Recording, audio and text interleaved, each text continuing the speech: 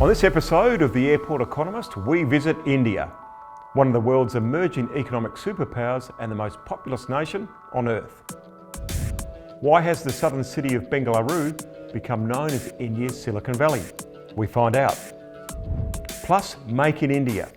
We look at advanced manufacturing and research and development in Chennai, the Detroit of India. We find out how India has become a leader in the space race.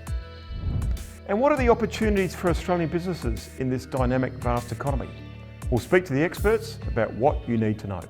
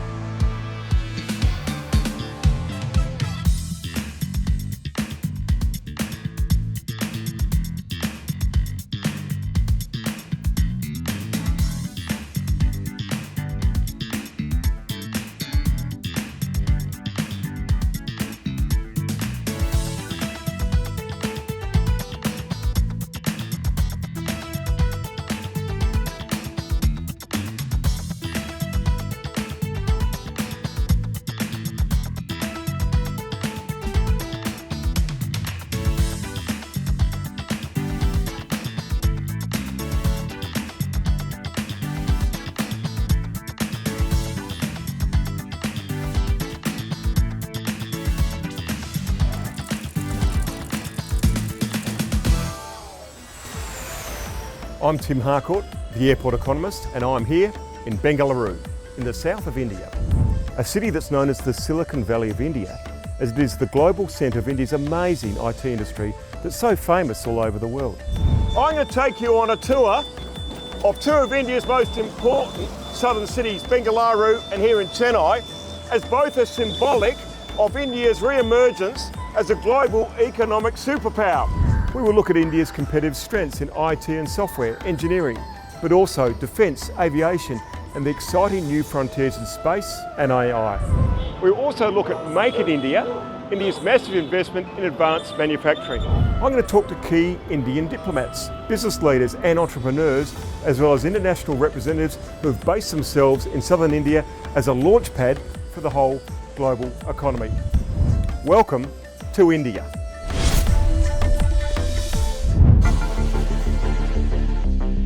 India is a land of both ancient civilizations and cultures, but also one of the drivers of economic and technical progress in the 21st century. India has a GDP of over 3.5 trillion US dollars, but spread over a massive 1.4 billion people. It is growing at an impressive 7 to 8% a year, but even with this large population, India's economic projections are mind-blowing. India is already the world's third largest economy, and by 2035, its share of global GDP is projected to be on par with the United States on a purchasing power parity basis. India's population is projected to be 1.6 billion people, easily the world's most populous country by 2035, across 29 diverse states with 640 million Indians living in cities, hence India's emphasis on smart cities.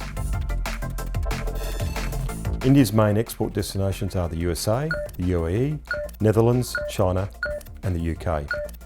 Its main import sources are China, Russia, UAE, USA and Saudi Arabia. India is a major player on the world stage and has strong diplomatic ties with Australia through the G20, the Quad Leaders Summit and the East Asia Summit.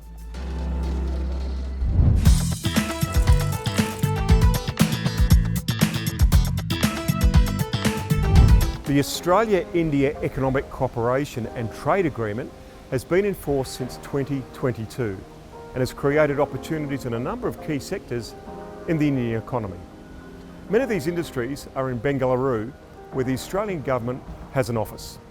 I spoke with Hilary Maguchi, Australia's Consul General in Bengaluru. Well, Consul General, welcome to the show. Thank you, Tim. Nice to be here. It's a really exciting time for India-Australia bilateral relations. What's some of the highlights at the moment? Thank you. There are a lot of highlights, so I'll give you a couple to start with.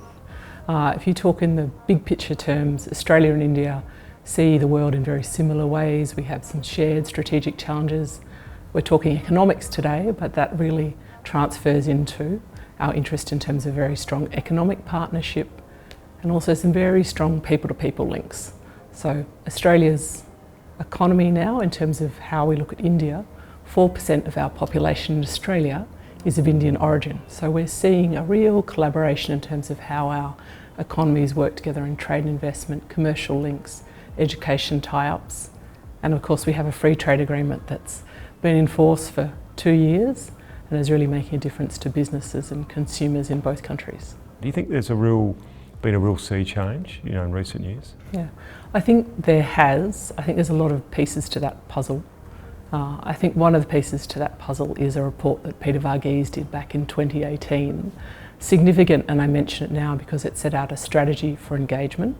Content of that in terms of the recommendations and the analysis was very valuable, pointed to areas where Australia had economic advantages, pointed to Indian states where we thought the opportunities were very strong for institutions and businesses trying to connect here, but also really significant as an ongoing product because it's essentially said to both governments, we need to work on this relationship, we need to give it attention, we need to refresh our strategies from time to time. So in 2022 there was another edition. I wouldn't be surprised if there's another iteration.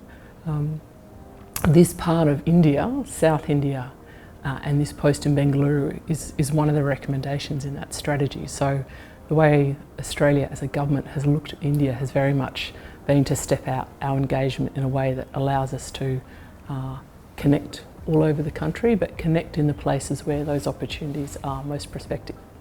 I noticed you've got a very strong team, if you like, the Australian posts in India. So, Philip Green in Delhi, the High Commissioner, but you've got yourself in Bengalaru, Chennai, Kolkata, Mumbai. This is quite deliberate to be spread around the country. I'd imagine that the microeconomies that are very significant would fit with a lot of Australia's interests. Is that how it's been sort of set up as a framework? Yeah, I think that's right. I think to some extent all of those posts have an identity, although we're all here prosecuting whatever Australian business would like to achieve. If you look at Calcutta, it tends to lend itself well to the mining sector and Australia's mining technology. If you look at Chennai, advanced manufacturing, education, even space to an extent. If you look at Mumbai, of course, financial capital. If you look at Bengaluru, we're here for innovation and tech, and that cuts across a lot of other areas as well. I'm really interested in Bengalaru. The famous names, Infosys, a lot of the IT. Now, as I understand it, it's always had strong institutions, in defence and aerospace, from the government. It's got strong research, it's got strong universities, but then it's got this sort of startup sector as well. How would you describe the development of Bengaluru?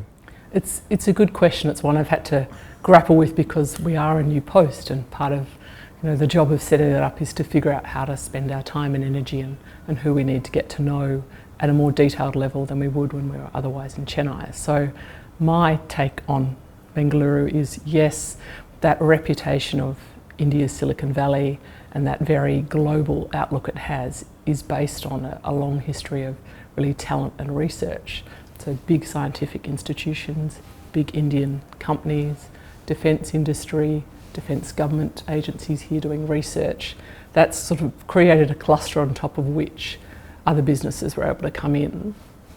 Some of those are major players like Infosys that then become global exporters in their own right, but you also end up with a generation of entrepreneurs who perhaps worked for those big firms and now start their own undertakings. And the way that plays out in terms of, measurable pieces is this is one of the most dynamic places for startups. There's over 100 unicorns in India, about 50 of them are based here. We see a large chunk of that venture capital that go to startups comes in here. I think for Australia, where that's making a difference is we're starting to see Australian businesses come and look at that ecosystem more closely. You've got Australia's big banks here taking advantage of the digital capabilities in Bengaluru. We've got Telstra that's been here a long time, Atlassian's here, but it's that next generation talent. Some of those are young, some of those are emerging. They're looking for connections. Could be entrepreneurs, could be fintech, could be cyber tech. Takes a bit of time to get that going, but I think that's quite promising. What do you say to Australians, thinking about India? I mean, would you say, look, if you're in aerospace or space or the digital world, come to Bengaluru? Is it as simple as that, or is it really, if you choose to come to Bengaluru, here's what we've got to offer? I think I'd say, in the first instance, come. Yes. Come and visit.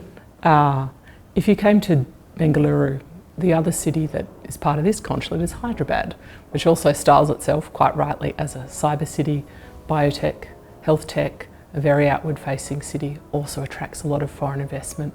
Very big US companies there have their biggest headquarters outside the US in Hyderabad. So there is a connection between different parts of India that play off each other in a sort of competitive but friendly way. And so I think Australian businesses should come and look and then go to more than one place, because you need to compare and contrast. But I think it's conversations in person. I think it's coming to look. I think it's working with Austrade or maybe a state government or a business chamber that can help you get your feet on the ground, make some introductions and do your research. The Australian state of Queensland has had a presence in Bengalaru for over 2 decades. I spoke to the Queensland Senior Trade and Investment Commissioner about the opportunities in southern India.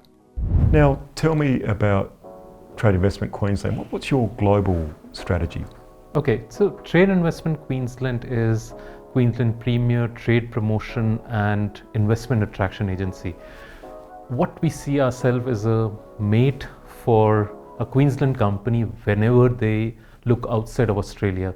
They want to come to India, they can reach out to us. They want to go to Singapore, we have an office there. So that's the role we play for them, a trusted advisor who has only one vested interest is their success. And that's the role we play, helping them with export promotions. And also our job is to attract foreign companies to come into Queensland and benefit from the rapid economic growth that we are witnessing in the state. And how important is India to the big picture global strategy for TIQ? It's actually very interesting that how India's role within Queensland's partnership to Asia has evolved. If you notice, India's rising middle class has been talked about quite a bit. To put things in numbers, India's middle class is roughly marked as 430 million people. That's more than the whole population of United States plus Australia combined. And as the growth rate, the purchasing power increases, this middle class becomes even more important for Queensland companies. And what we wish to do is educate our companies about this opportunity. Yes, there is unfamiliarity, there is some complexity, but it's an opportunity that our companies can't afford to miss. So India is very important for Queensland in the larger scheme of things. I've noticed Queensland's had an office in Bengalaru quite a long time. Why did India choose Bengalaru? So we chose Bengaluru way ahead of many other jurisdictions because we could see the rise of Bengaluru, southern India, many years ahead. Right now, Bengaluru is the powerhouse of technology, IT, startups. Out of 120 unicorns in India, I think 30% of that is coming out of Bengaluru. That's massive. As India becomes more prominent for Queensland, we are expanding. So we have recently opened an office in Mumbai as well, which is co-located within the Austrade office. So we are expanding within India, and we think India will be one of our key priority markets going forward as well. So still to come, if you're thinking of doing business in India, how is it done and how do you get around? Stay with us and you'll find out. Let's go, champ.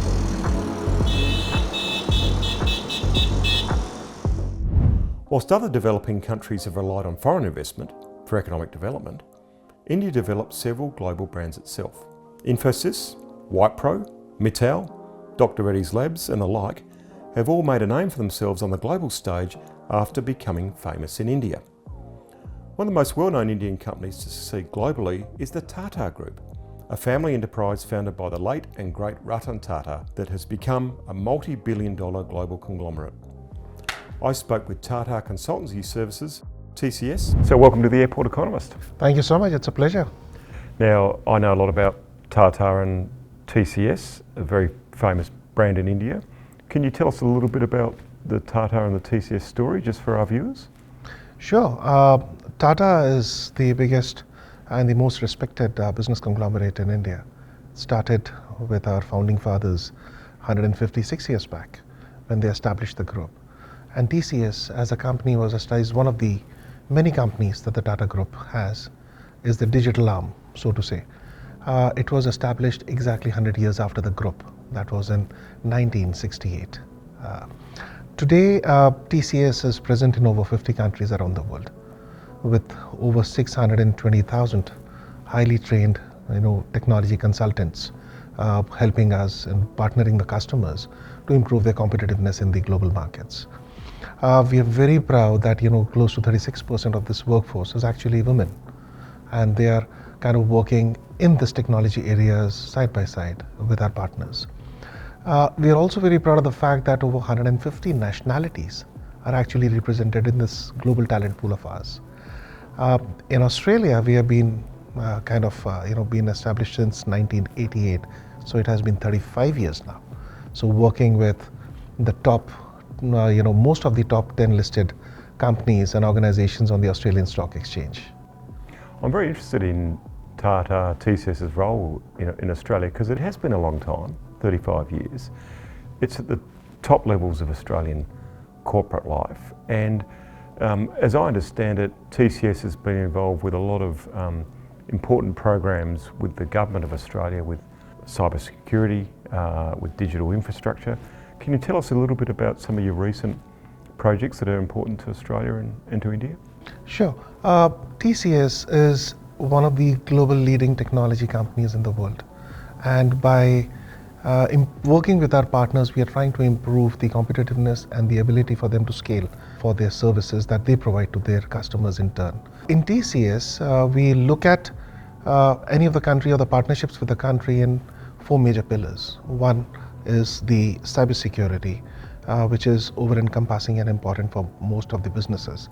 The second is the digital governance of the software as a platform that allows the customers and our customers and their customers to interact with each other. Then comes in the clean technology or the telecommunications, which provides a basic communications ability for the customers. And of course, finally is how sustainable are we during this journey.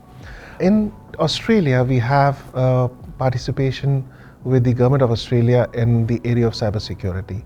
It is fundamentally a cooperating and developing and improving the capability of Australia in the cybersecurity domain.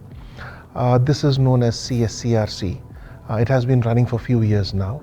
TCS is one of the foundation partners in this initiative with the Government of Australia.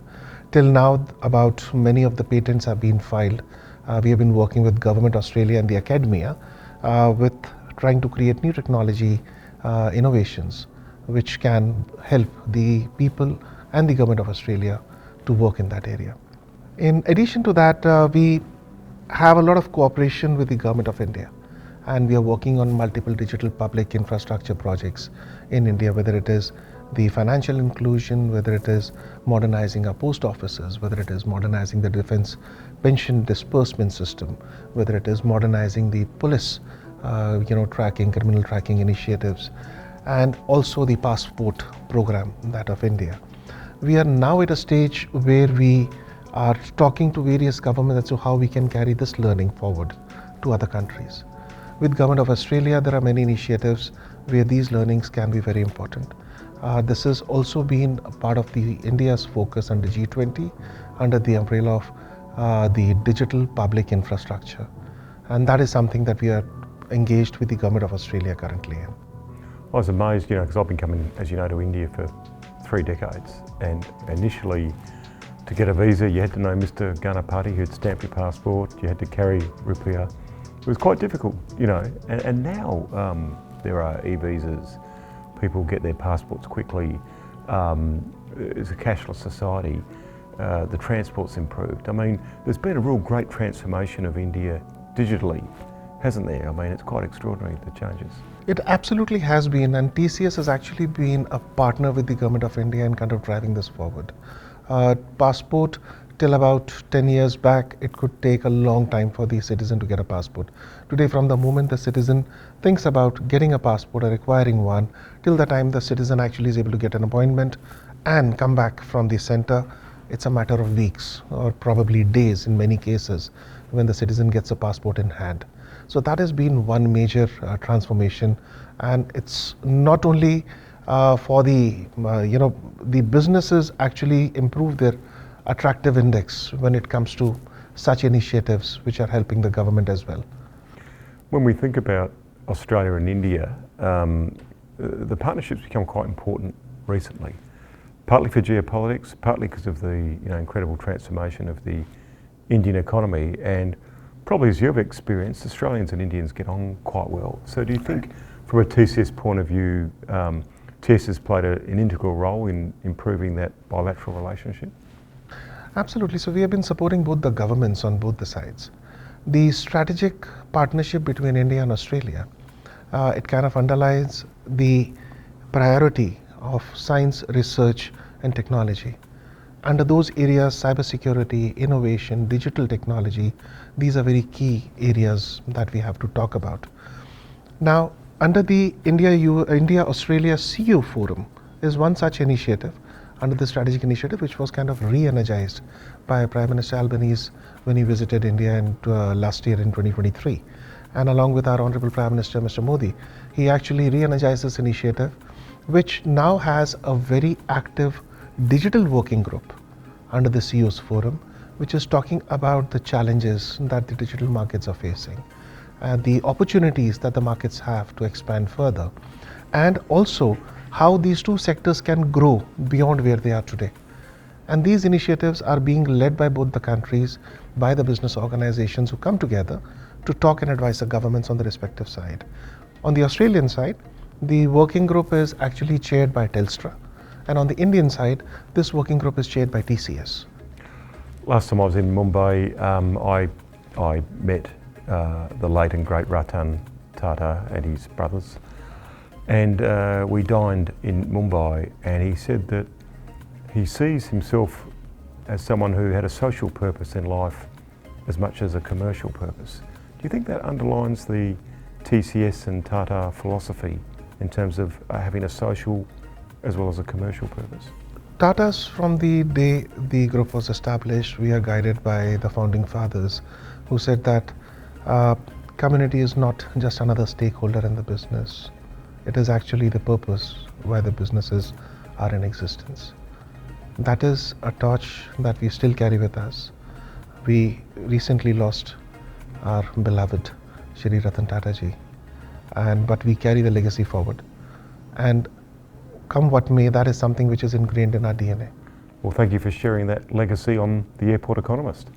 Thank you so much, Tim. It was a pleasure to work. Good to see you. Thank you. India can be a bit overwhelming at times with its massive cities. Places like Mumbai, New Delhi, Bengaluru and Chennai are enormous economies in their own right, teeming with humanity. But don't worry, here at the Airport Economist, we talk to our friends at the Hyatt about where to stay and how to do business. Now, India can be rather overwhelming to the outsider, but if you're coming here on business, is there anything you really have to remember? Are there important greetings or customs? Do you invite people out to dinner? What's the general tips you'd have for people coming here? So since we're talking about India, India is multicultural, right? At every corner you'll find a different culture and different beliefs. But the best part about India is wherever you go, they will modulate as per you. So if you want to invite them for lunch, you want to invite them for dinner, or if you're in Bangalore, pub culture is very famous. Yes. You can take them out for drinks, or they will take you out for drinks. Even better. So yes, you think about it and it'll be done. And when you are invited to somebody's home, is that unusual? An Indian client saying, "Come home and meet my family"? Absolutely no. That's very common because we are very proud of our family as an establishment. Most of the people who are working here, you'll always find their parents to be living with them. Yes. That's the idea of the entire family. And we are very talkative about our kids. Yes. So we would definitely invite people to come home. We think including people in our part of a family is a show of respect. So that's very common, to be invited to someone's place. Now, when I come to Bengalaru, of course, Qantas flies directly here. It's a real aviation hub. How do I get from the airport to the Hyatt? So the connectivity from the airport to my particular hotel, which is in the center of the city center, is pretty straightforward. You have Ubers, you have taxis, you have airport taxis separately. Every hotel in the city, apart from me as well, would have taxi services and valets and chauffeurs to drive you around, to take you from the airport to here. We would have metro connectivity soon, but for the time being, the other connectivities and road transportation is great.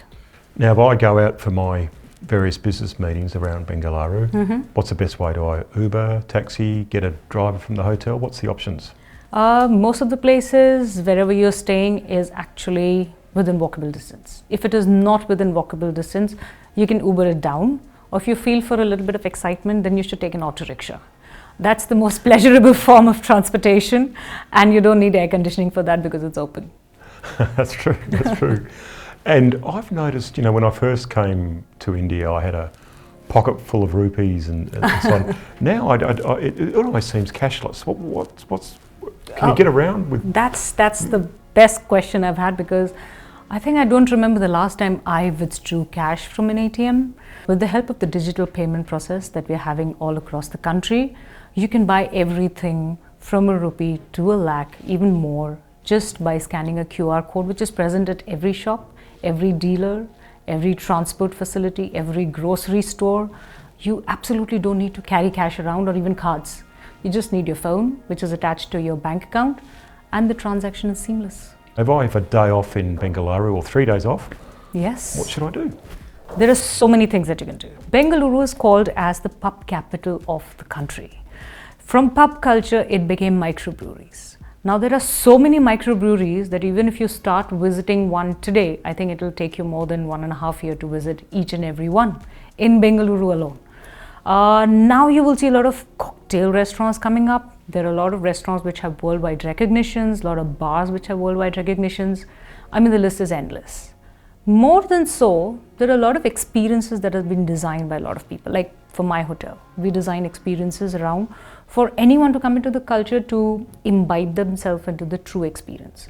Now, if you've come to Bengaluru and you've not had the dosa, which is a rice crepe with some potato mash inside it, then you've not tasted anything. So we have an experience where you can go for a witch hunt to have the best dosas around. You meet so many communities, like the weavers community.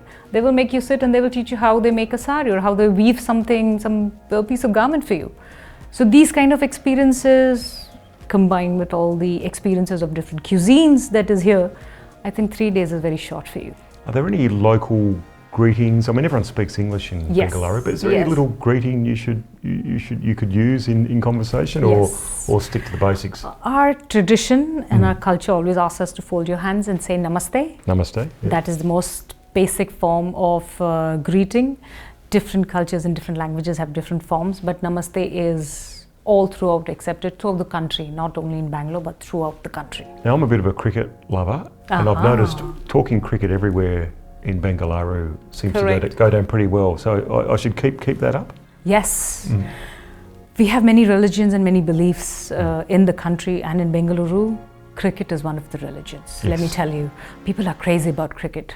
Well, thank you very much for hosting us at the Hyatt. We've really enjoyed our time in Bengaluru and for making your staff and yourself available for our help. Thank you so much. It was more pleasure for us to have you here. Thank you. Thank you so much. Coming up, why is India a leader in the space race? We find out from the experts. Ignited. India has one of the world's largest space industries. But what does the future hold? I spoke to the chairman of InSpace, who's helping to shape that vision. So, Mr. Chairman, welcome to the show. Most welcome, my pleasure. I'm very interested in India's space industry. It's now becoming very prominent globally. How important do you think the space industry is to India? So see, Indian space industry is very old and very new. We started in space 60 years ago, right, with Dr. Vikram Sarabhai, and we have done a lot of programs, as is well known. Chandrayaan 3 was the latest one. But it's always been the ISRO or the government agency that has done everything up until recently when the private sector came in. So that's the new part of it. So in that sense, we are very new, almost like a startup. Till 3-4 years ago, there were hardly any space companies in India. Now there are 250 space startups just in 3 years. And overall contribution to economy from space also was very low, just about $8.8 billion as of now, which we now plan to take it to $44 billion in 10 years. Right? So in that sense, the space industry is very important on 3 fronts. Number one, technology, and what technology does for us, not just in terms of actual tangible outcome, but also how it positions India in the overall global space industry. Right? Number two, what it does to economy and commercial contribution, where $44 billion is meaningful. 8 billion may not be so meaningful, 44 will be meaningful. And number three, what it translates to in terms of impacting day-to-day life of a common person, right? In terms of various applications that we do, communication, navigation, all of these things. And that will also take a much steeper growth curve over the next 8 to 10 years. And therefore, from all these viewpoints, it's very important for India and driven from the top. The Honorable Prime Minister himself is sort of reviewing what's happening in space in all of these arenas. Your agency, InSpace, if you like, it is a bridge between the government side of space and the private sector companies. How would you describe your agency? I wouldn't say bridge between the two. I would say that, InSpace has a very unique role. We are a regulator of space on one hand. Yes. That means all space activities, including what ISRO does, has to be authorized by or licensed by InSpace. Yes. The second role is promoter. So the promoter, our role is to facilitate how the private sector play a meaningful role in the space sector, right? So in terms of where they get technology from, how do they get funding, how do we get access to infrastructure, where do we get the business from? So try and create all these sort of opportunities for the private sector. Quite a few Australian startups are now coming to Bengaluru. Do you see an important future between Australia and India? Let me put it this way, that we have been talking with several countries about how to get a better engagement with the private sector. And we perhaps are farthest ahead with Australia. Okay? We started that at BSX 2 years ago. Okay? And the head of Australian Space Agency has taken personal interest in how to work with the Indian companies. So InSpace and the Australian agency play sort of, we work together. We have had at least 3 physical meetings with the Indian companies and Australian companies together to do some matchmaking. We have probably a dozen or so engagements that have already happened between the private sector companies.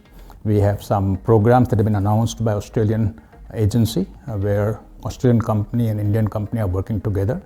So quite a bit of advancement has happened in our relationship with Australia when it comes to private sector to private sector. So when you think about at the end of your term, what would you like to see achieved in the Indian space industry? Well, the mandate that we have is to have a very well-defined regulatory environment which does not become onerous, but at the same time ensures that we have reasonable control in what happens or does not happen, right? Because space is a very sensitive field. There are security, safety, international obligations, all of those we need to take care of. So one thing is that we should have a well-oiled machine of regulator, okay? But where the value will come is how we'll be able to do as a promoter, okay? So there, when I step down, I would like to see a clear path to the $44 billion, okay? I don't think I'll be around for the $44 billion, but I would like to see a clear path to $44 billion. So that's a great aspiration, the $44 billion impact on the economy. What needs to be done? That's a difficult question to answer. Right? It's very easy to talk about $44 billion, but to deliver it is 8 to 44 is 5x. Right? And to get there, is possible, but it's not something that will just happen. One has to work very hard at it, and one meaning not one, but many. Government of India, private sector, the academia, investors, users, all have to collaborate to make it happen. When your car breaks down, you call roadside assistance. So what do you do if your satellite breaks down? You call Space Machines Company, of course. I spoke to its founder at the UTS Tech Lab here in Sydney. Now, tell me, what does Space Machines do? Well, let's go back a little bit. Satellites are becoming an inherent part of our society. We depend on lots of things. We don't even realize it, apps, ATMs. And as they become more and more part of our society, their operation becomes pretty critical to what we do and how things work on the ground. And increasingly, there are more and more satellites going up.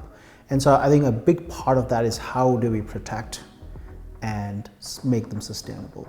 And so security and sustainability play a really important part in making sure this infrastructure, this critical infrastructure stays as is.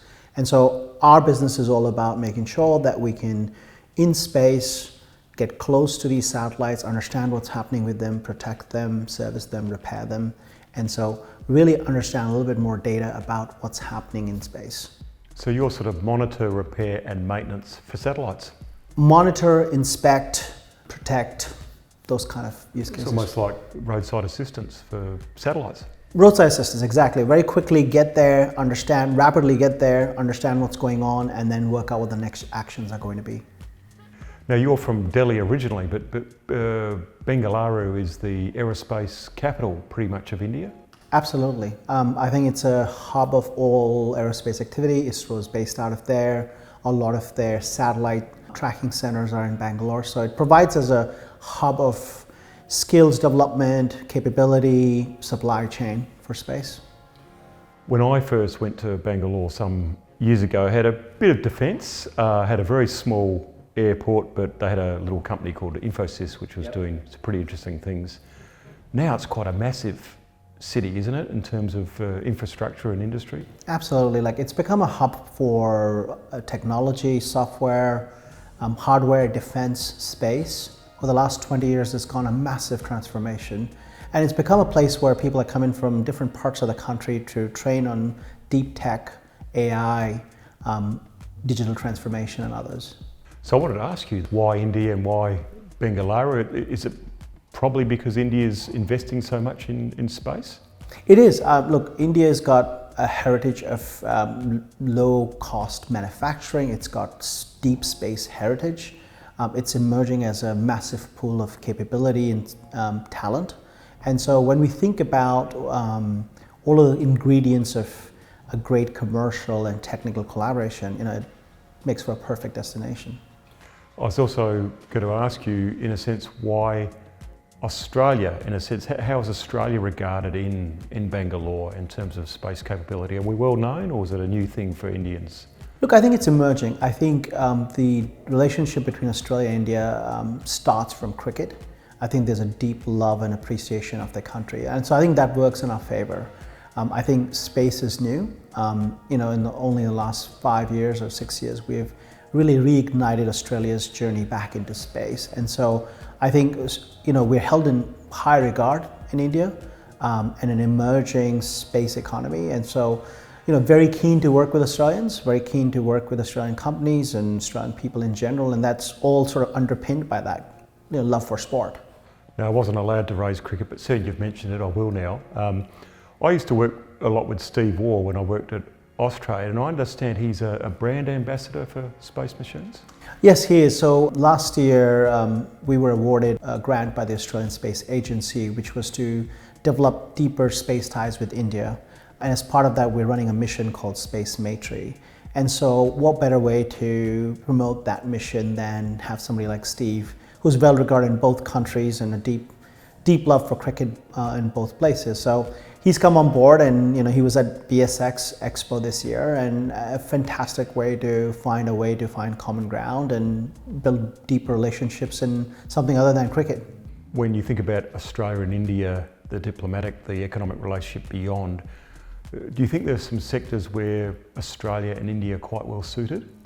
I think there are. Look, space is obviously one of them. I think we've had a long history of being involved in space with everything we did as part of the Apollo program, the Deep Space Network. So there's a deep love for all things space, and Indians have also emerged in the last 60 years as a spacefaring nation and space power. So that's one, but I think climate, energy, everything we do in mining, consumer products. I think as you look at the last 20 years, you see how Australia's really benefited from the rise of Japan and Korea and China. I think the next wave is really India. And so I think we've got to be pretty eyes open that there's a lot of opportunity for Australian companies in the emerging economy that is India, and which in 10 years' time could be in the top 3. And what advice would you give to an Australian company looking at India for the first time as a market? Yeah, look, I think, coming from an Indian background, I think India is not transactional. India is relationship built. So you have to spend the time. But I think once you spend the time, the opportunity is great. I think people operate on trust. Trust is a big thing. So we found in our own journey that we have to make the commitment. And once you make the commitment, I think there's a lot of benefit to be had for Australian companies. So what do we learn from our visit to India? Well, India can be intimidating. After all, it has 1.4 billion souls across 29 diverse states and with 640 million people based in their massive teeming cities. But don't be intimidated. India has a parliamentary federal system with familiar institutions and legal framework. Many of its citizens are young, well-educated, English-speaking and tech-savvy. They are rightly proud of their nation's achievements, but also interested in the world and foreign cultures and influences. As a confident modern nation, India is not scared to take a look at trends beyond their shores. Here's just a few simple tips about doing business in India. India is an amazing diverse place, so you have to pick your starting point based on your industry speciality. For instance, in finance or films, go to Mumbai, where Bollywood is. In government, go to New Delhi. If in space, IT or aviation, Bengalaru. For manufacturing, Chennai, and so on. For those interested in trading or investing in India, the Ministry of Commerce and Industry is a key contact. It promotes international trade and investment through several organisations, including Invest India, which serves as a facilitator for investments and trade growth, working with foreign investors and providing support throughout their business lifecycle. Talk to the Australian High Commission in New Delhi or Consul Generals in places like Bengaluru and Chennai. And also, ask your state agency like Queensland. They can help you out if you find yourself on a sticky wicket. And enjoy the culture and do talk cricket. It's a great icebreaker. So catch a test match or the colour and excitement of an IPL game. If you can, it's an amazing experience. Well, that's it for the India episode of the Airport Economist. I do hope you'll visit this amazing country when you get the opportunity. India has amazing charisma and you just want to keep coming back. See you on our next business adventure together somewhere around the great globe. I'm Tim Harcourt and I'm the Airport Economist.